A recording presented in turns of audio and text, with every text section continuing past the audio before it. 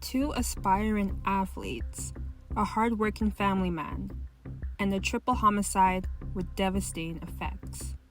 This case is about Marcia and Tamara Oddie, whose aspirations for success tormented a jilted lover, and Jimmy Trzaski, whose decision to help out a colleague costed him his life. I'm going to take a deep dive into the backstories and events leading up to the death of both parties, as well how both high-profile cases were discovered to be connected and the outcome of the cases.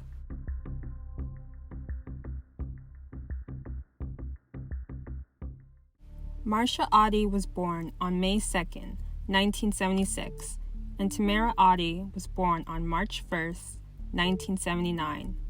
They were both born in Jamaica. Their mother, Avis Oddie, moved them to Scarborough, a district of Toronto in Ontario, Canada. From there, both sisters thrived athletically. At only 7 months, Marcia started to show interest in becoming an athlete, and during her teens, she was a member of the Scarborough United Spartans Club. She was an exceptional student athlete who graduated from Sir Winston Churchill Collegiate. Her younger sister Tamara was in grade 11, attended Agincourt Collegiate Institute, and was a forward with the same soccer club. Tamara was described as a bubbly person who was full of life and who really adored her older sister, Marcia. It was said that both sisters were naturally born to run and that it was in their blood.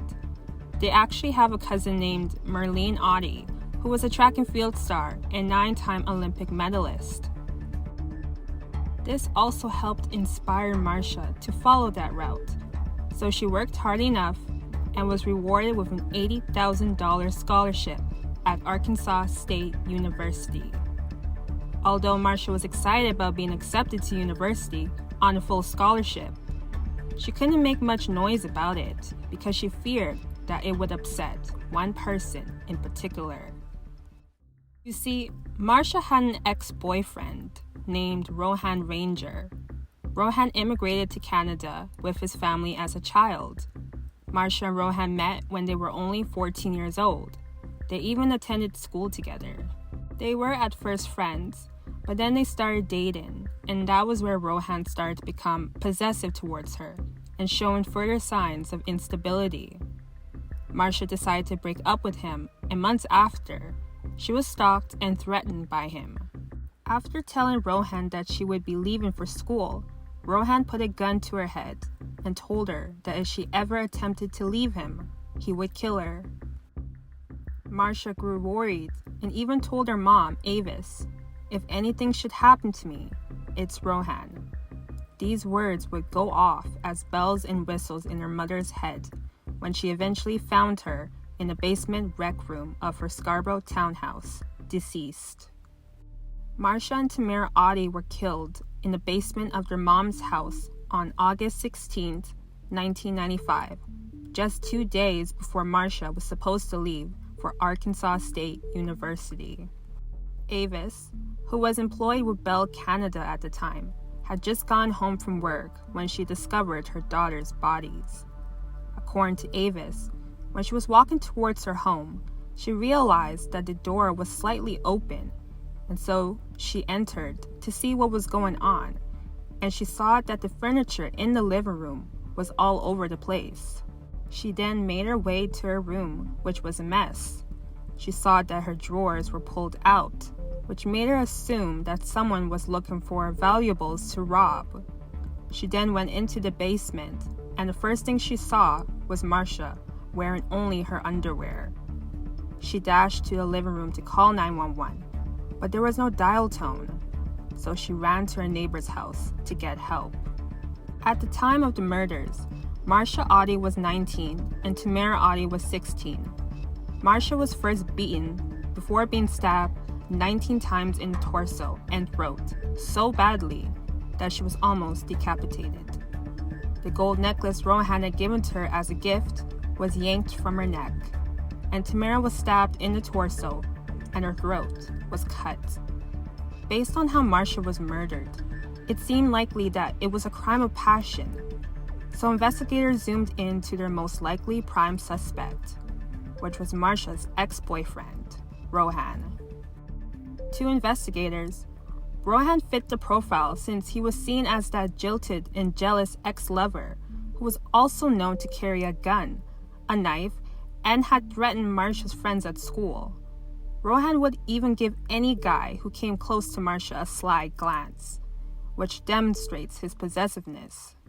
The trail kind of went cold because they did not collect much DNA evidence to arrest anyone for the crime. There was a funeral where friends and family attended. During the funeral, however, Avis recalled when her eyes gazed on Rohan, who had the audacity to attend the funeral. He apparently approached her and hugged her. Shocked by his appearance, she sees her friend and mouths, "This is Ranger." She was calling for help from her friend, but that wasn't the part that got to her. He says in her ear, "Sorry for your loss," trying to indicate to her that he's just as upset about her passing as if he wasn't involved. Some killers do attend the funerals of their victims so that people wouldn't suspect them. So, 2 months later, on October 23, 1995, another high-profile murder happened. The victim was Dmitrija Trzaskowski, also known as Jimmy, who was a Toronto Transit Commission or TTC collector. He was 54 years old, married, and a father of 2 who had immigrated to Canada in 1966 from Macedonia for a better life. He had worked for TTC for 22 years. He usually worked at Chester Station, but on that night, he filled in for a co-worker at Victoria Park Station. Dmitrija was with his daughter, Mariana, who spent a portion of the day with him before his murder. I also wanted to note that Mariana and Marsha were classmates and attended the same school. Mariana spoke of how Dmitrija never missed a Leafs game and actually enjoyed working for the TTC and had always felt blessed that he was able to work hard and make a good life for his wife and kids. Dmitrija's death marked the first murder of an on-duty TTC employee. Dmitrija's murder investigation progressed fast because there was a video surveillance camera which captured him being tied up and robbed. Although he is not resistant, but was following the orders of his assailant, he was unfortunately fatally stabbed several times. As well, there was a bus driver who heard the alarm go off and they were able to provide a description and which the direction the assailant fled. Apparently, sexual assault officers were on the scene and told investigators that they were looking for a suspect that matched the description.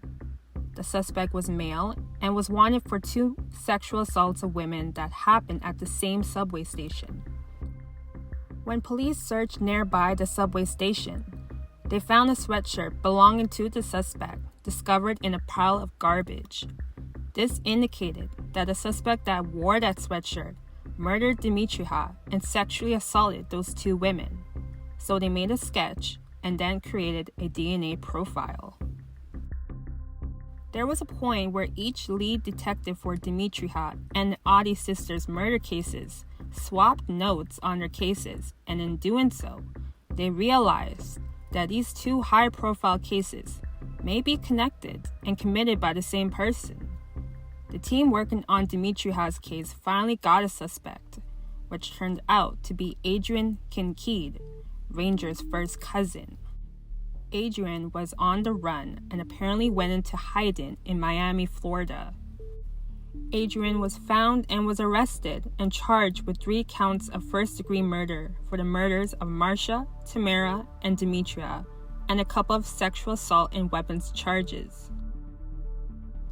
Police interrogated Adrian to find out more about the day the Audi sisters were murdered. Adrian told officers that Rohan went with him to the sisters' house, took control of Tamara in the morning as she was leaving to go to work, and they brought her back in. Apparently, while Rohan was attacking Marsha, Tamara tried to run, but Adrian grabbed her, and with Rohan, they both killed her together. Tamara had Adrian's DNA under her fingernails since she was attempting to defend her sister and herself. The DNA ultimately hit the nail on Adrian's coffin. Afterwards, there was a news conference, and it was announced that Rohan was wanted for murder. Apparently, Rohan was hiding out in Jamaica, but gave himself up after he was found, and so he was charged with the murders of Marcia and Tamara Oddie. Understandably, the sister's mother felt betrayed by Rohan, who was a regular visitor to her home. She would feed him dinner at Christmas, drove him home, and gave him warm socks to wear. So it was a shock for her to hear that he was involved in her daughter's murder. The cases went to trial, where Adrian and Rohan were tried separately, but it was very much drawn out and long. And the most disturbing part about it was the fact that both Rohan and Adrian were actually giggling the whole time, as if they thought the whole process or what they have done was satirical. In 1998, Rohan was convicted of first-degree murder and manslaughter for the killings of Marcia and Tamara and sentenced to life in prison. Adrian was found guilty of 2 counts of first-degree murder by a separate jury and given a life sentence. Although they both appealed, only Rohan was given a new trial because there were errors made by the trial judge. Throughout this time, Rohan has always maintained that his cousin, Adrian, was the lone killer. During the 2005 retrial, Ranger's lawyer wanted to bring up a testimony supporting the reason why Adrian acted alone, which was denied. Apparently, Adrian was bisexual and attracted to Ranger, and murdered Marcia because he was jealous of her relationship with him. However, that testimony would be debunked because it didn't make sense for Adrian to kill her if he knew that she was already broken up with him months prior and she was attempting to move to America for school. After the retrial, Rohan was again found guilty. He attempted to appeal again, but it was dismissed in 2011. Marcia and Tamara's mom went on to work for the Toronto Police Service because she felt like she needed to help others. She served 5 years in the intelligence unit, and then she was assigned to organized crime and the Toronto Anti-Violence Intervention Strategy units. She was very proud to then work with the Employee and Family Assistance Program as the program coordinator. As well, she wrote a book titled It May Hurt for a While, Supporting Those in Grief. Mariana, the daughter of Demetria, finished her studies and became a teacher, and also has a son. That is all for now. I hope you enjoyed this case, and let me know what you thought about it.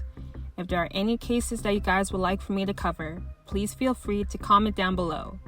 Don't forget to like, comment, share, and subscribe if you want. And I will see you next time on Melanin Mysteries.